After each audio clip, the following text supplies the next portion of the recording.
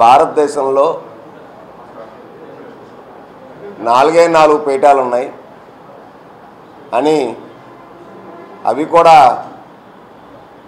ఆది శంకరాచార్యులు గారు ప్రతిష్ఠించారని మనం విన్నాం.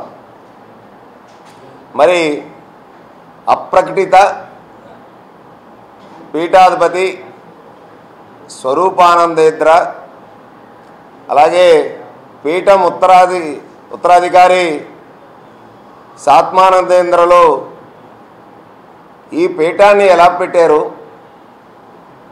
స్వామీజీ అవతారం ఎలాగెత్తారు, స్వామీజీగా అనేకమైనటువంటి అక్రమాలకు అక్రమ వసూలుకు పెద్ద ఎత్తున పాల్పడ్డారు అని గత ప్రభుత్వ హయాంలో పలుమార్లు మేము ఇదే వేదికగా చెప్పడం జరిగింది. విశాఖలో పండుగాడి పేరుతో బ్లాక్లో సినిమా టికెట్లు అమ్మినటువంటి వ్యక్తి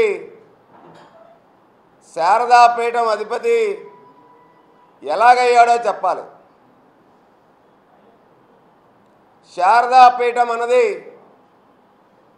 పెట్టడానికి, స్వామీజీ అవతారం ఎత్తడానికి అసలు స్వరూపానందకు ఉన్నటువంటి అర్హత ఏంటో స్వరూపానంద చెప్పాలి. ఈ స్వామీజీకి ఉన్నటువంటి అభద్రత ఏంటి? స్వామీజీకైనా ప్రాణహాని ఉందా?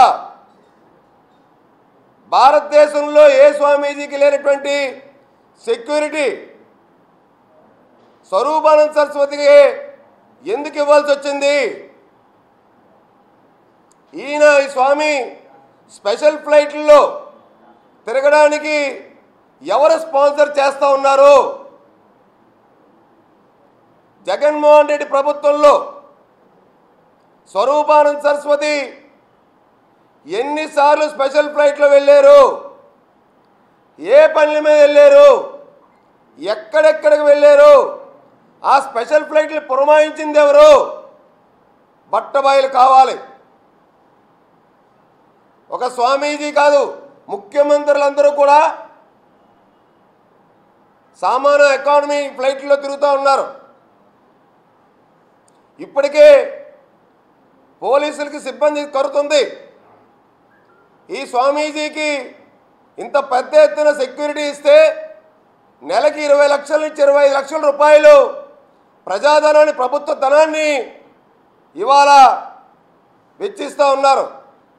5 ఏళ్ల నుంచి కోట్ల రూపాయలు వాళ్ళ యొక్క సెక్యూరిటీ కోసం వెచ్చించిన సందర్భం దేనికోసం, ఎవరి కోసం? స్వామీజీ చేసిన వ్యవహారాలన్నీ కూడా కూటమి ప్రభుత్వం పూర్తి స్థాయిలో దర్యాప్తు చేయాలి. ఇదే స్వరూపానంద స్వామిని నమ్ముకున్నటువంటి కేసీఆర్కి ఏ గతి అయితే పట్టిందో జగన్మోహన్ రెడ్డికి కూడా ఈ రాష్ట్రంలో అదే గతి పట్టింది.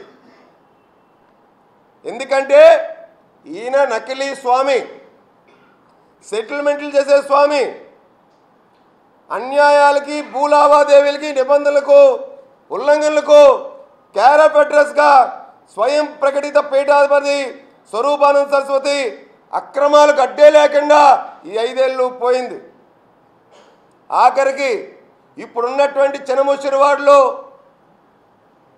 స్వరూపానంద పీఠం, శారదా పీఠం ఏదైతే ఉందో అది ప్రభుత్వ స్థలం కబ్జాలో కొంత భాగం ఉందన్న మాట వాస్తవం కాదా? భీమిలిలో సర్వే నెంబర్ 102/2లో 7 ఎకరాల 70 సెంట్లు, 103లో 7 ఎకరాల 30 సెంట్లు 15 లక్షల రూపాయలకి, కేవలం ఎకరం ₹1,00,000 నామమాత్రంకి. ఇవాళ అక్కడ ఎకరం ఎంత ఉందండి? ఎన్ని కోట్లు ఉందండి?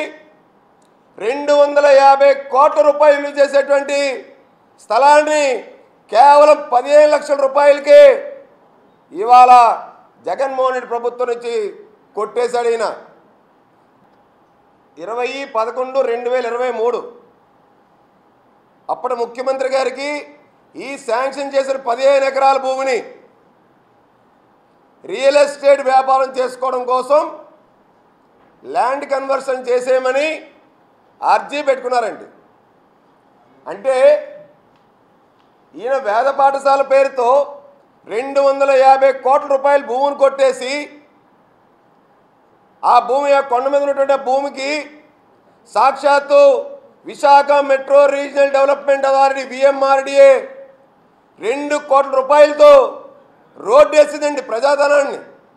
వీటిలన్నింటినీ కూడా కూటమి ప్రభుత్వం పూర్తి స్థాయిలో దర్యాప్తు చేసేలాగా మేము ఖచ్చితంగా కూటమి ప్రభుత్వం పెద్దల దృష్టికి తీసుకెళ్తామని చెప్పి సవినీయంగా విన్నవించుకుంటా ఉన్నాం.